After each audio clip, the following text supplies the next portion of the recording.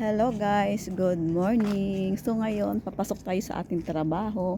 Ngayon, sabi ko kung sino una ko makakita ang batang estudyante, ay bibigyan ko yun ng pambaon. Kahit maliit lang na halaga, di ba? So ayan, ayan. Ning, nag-promise ako sa sarili ko kung sino una ko makita ngayong umaga, ay bibigyan ko ng pambaon. Okay? So ngayon, dahil ikaw ang nakita ko, bibigyan kita ng pambaon. Ayan. Ayan siya ang nakita ko ngayong umaga. So, bibigyan ko siya ng pambaon. Wait lang ning. Dahil ito yung aking pera. Kasi araw-araw naglalakad ako dito. Sabi ko, kung sino una ko makakita ng bata, ay syempre, bibigyan ko ng pambaon. Ayan. Buksan mo nga ning. Buksan mo, dali. Buksan mo.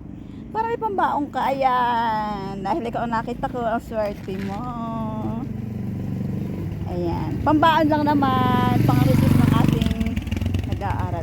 O, ayan. Bye-bye. Ingat. Ayan. Binigyan ko na siya.